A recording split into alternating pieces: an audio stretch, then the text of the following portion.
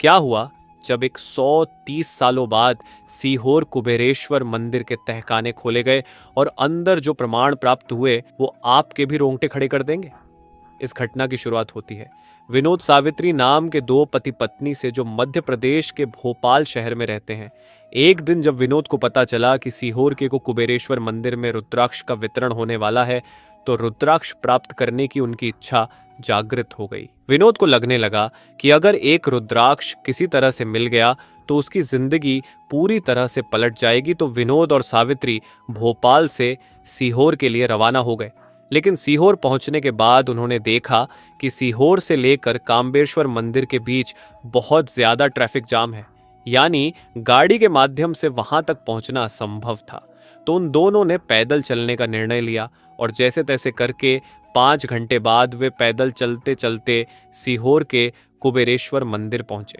बात है 16 फरवरी 2023 की। विनोद सावित्री का उद्देश्य था किसी भी तरह वह चमत्कारिक रुद्राक्ष प्राप्त करना, लेकिन उन्हें इस बात का अंदाजा नहीं था।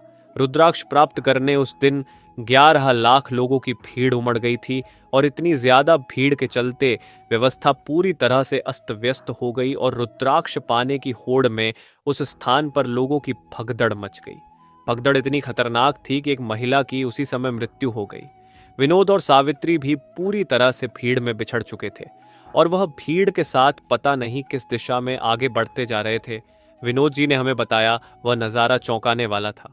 लोग भीड़ में एक के बाद एक दबते जा रहे थे और हमें भी अब बचने की संभावना बहुत कम नजर आ रही थी। मैं भीड़ के प्रवाह में एक ऐसी जगह पहुंच गया जिसे मैं जानता तक नहीं था। तभी मेरा पांव फिसला और मैं नीचे एक तलघर में जा गिरा। वो तहखाना सालों पुराना था और वो कुबेरेश्वर मंदिर में तहखाना कितने साल पुराना है इस बात का मुझे अंदाजा नहीं था। लेकिन जब उस तहखाने के अंदर उतरा तो वहां का नजारा देखकर मेरे होश उड़ गए, क्योंकि वहां पर स्वयंभू ज्योतिर्लिंग उपस्थित था, यानी एक ऐसा शिवलिंग जो सालों पुराना मालूम हो रहा था।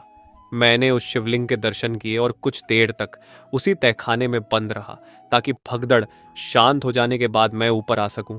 लेकिन इसी बीच विनोद को सावित्री की चिंता बहुत ज्यादा सताने लगी, तो तहखाने को उसी तरह बंद करके पुनः भगदड़ में शामिल हो गया और 2 घंटे लगातार सावित्री को ढूंढने के बाद उसे दूसरे द्वार पर सावित्री घायल अवस्था में प्राप्त हुई, जिसे तुरंत हॉस्पिटल पहुंचाया गया और उसका इलाज कराया गया।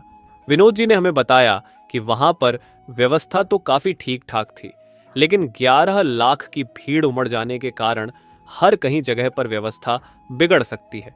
विनोद जी की इच्छा थी कि वह किसी तरह एक रुद्राक्ष हासिल कर पाए, लेकिन वह संभव नहीं हो पाया। जब उनकी पत्नी का स्वास्थ्य थोड़ा सही हुआ तो पुनः भगदड़ खत्म होने के बाद कुबेरेश्वर धाम पहुंचे और वहां पर पहुंचकर महादेव के बहुत अच्छी तरह से दर्शन किए और पंडित प्रदीप जी मिश्रा को भी प्रणाम किया। दोस्तों, क्या आप कभी सीहोर के कुबेरेश्वर धाम गए हैं या भविष्य में जाने की योजना बना रहे हैं?